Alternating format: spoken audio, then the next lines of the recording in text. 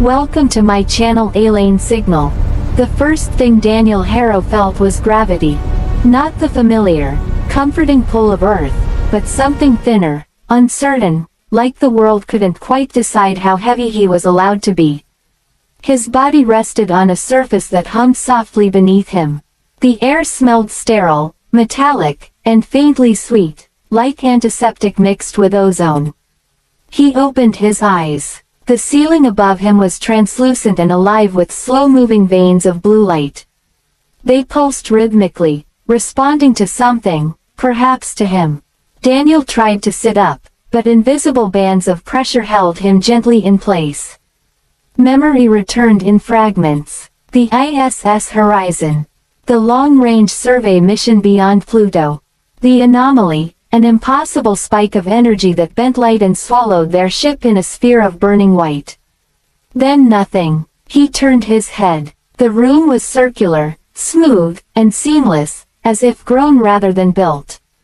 Tall figures stood around him, 3 of them. They were thin and elongated, their limbs jointed differently than any terrestrial anatomy.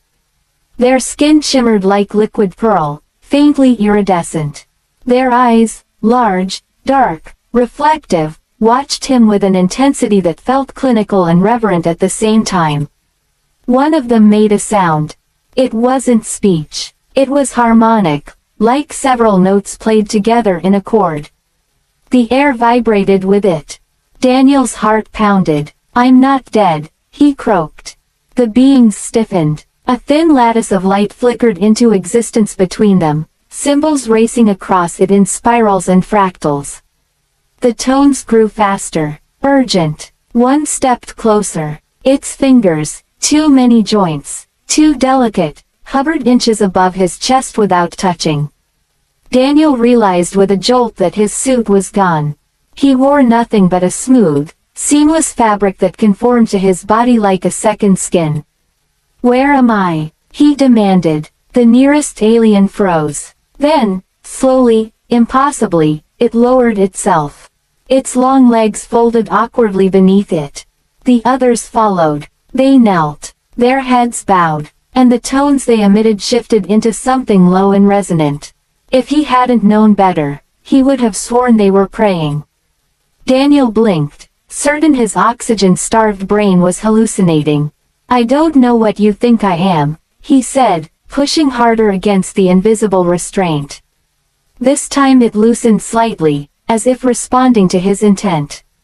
"But I'm just human." The lattice of light reformed. This time, symbols rearranged into shapes that lingered longer. One shape pulsed, and a soft vibration brushed against Daniel's temples. Then, translation matrix engaged. The voice wasn't sound. It was thought layered over sensation, like someone whispering inside the folds of his mind. The nearest alien lifted its head. "You have awakened." Daniel sucked in a breath. "You can hear me. Your neural oscillations are unusually strong. We adapted quickly." "You adapted?" He stared at them. "You mean you built a translator in 5 minutes?" A pause. "We began construction when your vessel entered our defensive perimeter."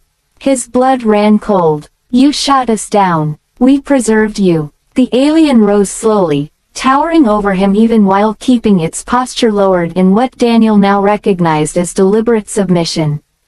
"Your kind has not crossed this region before. When your vessel ruptured, we expected biological failure within moments. Instead, you endured vacuum exposure for 37 of our measures." Daniel frowned. "That's impossible. It is statistically implausible." Yet you persisted. Images flashed in his mind. His suit torn, emergency seals failing, stars blazing raw and unfiltered. He remembered pain. Then cold. Then nothing. "You said you preserved me. We retrieved your form." Your cellular matrices were collapsing, yet they resisted termination longer than any species we have catalogued. Daniel let out a weak laugh. "You're telling me humans are stubborn." The alien tilted its head. "We are telling you that you survived conditions that dissolve most life within seconds." The other 2 remained kneeling. Daniel noticed now that they hadn't stopped their low harmonic tones. Why are they doing that? He asked quietly. The answer came slower this time. They are invoking protection. For who? A long silence. For us. They released him minutes later. If it had been minutes.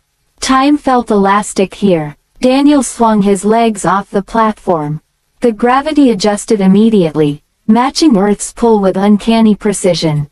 The floor beneath his feet rippled faintly, solidifying where he stepped. The alien who had spoken to him stood apart from the others. You may call me Seraph.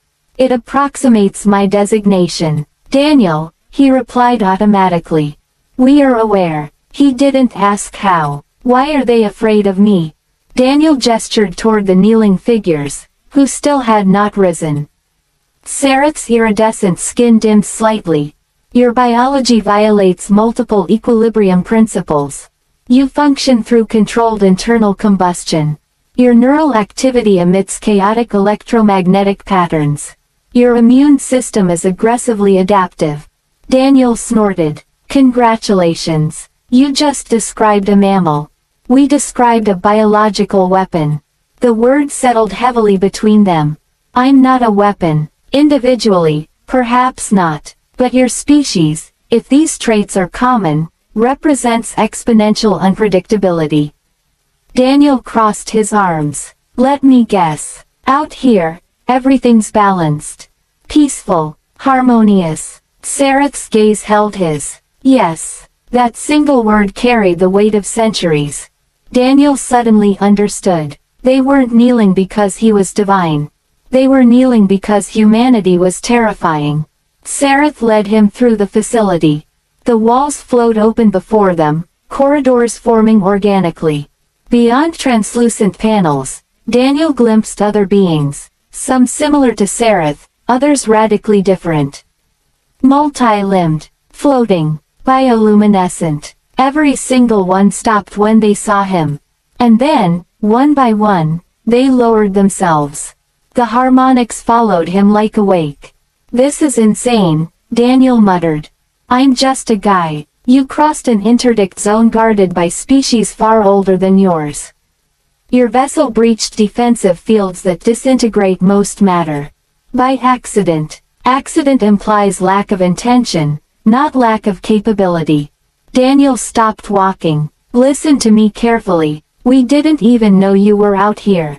We were exploring. Seraph studied him. Exploration is often the first stage of expansion.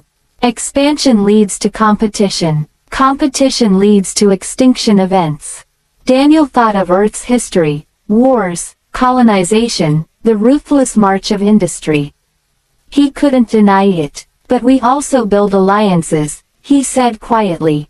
We cooperate. We protect each other. Your history suggests otherwise. Yeah, Daniel admitted. We're flawed. We fight. We screw up. But we also change. We learn. Seraph's skin shimmered uncertainly. Your resilience concerns the Assembly. The Assembly, a coalition of 31 sentient civilizations. We exist under mutual preservation accords. Conflict has been statistically eradicated for 12,000 cycles. Daniel let out a low whistle. 12,000 years without war. Yes. And now you're worried we'll ruin that. Seraph did not deny it. They entered a vast chamber shaped like an inverted dome. Light pulled at its center, forming a column that reached from floor to ceiling. Around the perimeter stood dozens of beings, representatives, Daniel realized. The Assembly, every one of them faced him. And every one of them knelt. The harmonics merged into a single, overwhelming chord that vibrated through his bones. Stop, Daniel said, raising his hands instinctively. Please, get up. The sound faltered but did not cease. Seraph stepped forward. The Assembly believes your species heralds a destabilizing epoch. Statistical models predict that within 5 centuries of contact, equilibrium collapses. Daniel swallowed. So what's the plan? Keep me here. Dissect me. A ripple passed through the chamber. Termination was proposed. The word echoed in his skull. But you survived what should have ended you. Your persistence triggered reconsideration. Daniel stared at the kneeling figures. You think I'm some kind of omen? Yes. He let out a breath that was almost a laugh. You've got it backwards. The harmonics dimmed further, uncertain. Daniel stepped forward into the column of light. Images burst around him, Earth from orbit. Cities glittering at night, children laughing, doctors in emergency rooms, firefighters running into smoke, astronauts standing on the moon. You see chaos, Daniel said, voice steady. You see aggression. And yeah, we've got plenty of both. But what you're looking at right now. He placed a hand on his chest. That's not a weapon. That's survival. The images shifted. Hurricanes, earthquakes, pandemics. We live on a death world, he continued. Our planet tries to kill us with storms and disease and tectonic fury. We evolved in it. We adapted. We cooperate because we have to. We fight because sometimes we're scared. The chamber was silent now. You think we'll destabilize your perfect peace? Maybe. Change is messy, but stagnation. He shook his head. That's its own kind of extinction. Sareth's thoughts brushed his. You argue that disruption is necessary. I argue that growth is. A long pause followed. Then, slowly, one of the assembly members rose. The harmonics shifted. Not prayer now, but something questioning. Another rose. And another. Within moments, the entire chamber stood. Daniel exhaled shakily. Sareth faced the assembly. The human proposes integration rather than isolation. Murmurs, tones, flared and overlapped. A new sensation touched Daniel's mind. Deeper, older. If your species enters the accord, you will be bound by it. No expansion by force. No unilateral aggression. Daniel didn't hesitate. Deal. You do not possess authority to bind your species. He smiled faintly. No, but I can carry a message. The ancient presence considered this. And if your kind rejects peace. Daniel thought of Earth again, its divisions, its hope. Then you'll have something we've never had before. Which is, a reason to try harder. Silence stretched. Finally, the presence withdrew. Sareth turned to him. The assembly will not terminate you. Nor will we conceal our existence. Daniel blinked. You're going to make contact. Through you. Weeks later, though time was difficult to measure, Daniel stood before a vessel unlike anything humanity had built. Sleek, luminous, alive. Sareth stood beside him. You will be escorted to the boundary of your system. From there, your own kind must choose. Daniel looked back at the alien city visible through the transparent hull, structures grown from light and matter intertwined. They don't kneel anymore, he observed. No, good. Sareth's gaze lingered on him. When you first awakened, we believed you signified our end. And now, a faint shimmer, almost amusement. Now we believe you signify uncertainty. Daniel chuckled. Trust me, that's accurate. The hatch opened. Before stepping inside, he turned. Sareth. Yes, Daniel, Harrow, you don't need to pray anymore. Sareth tilted its head. We were never praying to you. Daniel paused. Then who? The alien's harmonics softened. To whatever force forged a species that survives the void, and still chooses hope. Daniel felt something tighten in his throat. He stepped into the ship. As it lifted from the alien world, he looked back once more. No one knelt. They stood watching, curious, wary, but no longer afraid. And for the first time since he had opened his eyes in that alien ward, Daniel understood the truth. Humanity wasn't a weapon. It wasn't a god. It was a question. And the galaxy, at last, was ready to hear the answer. Thank you for listening. Subscribe for more cinematic science fiction stories.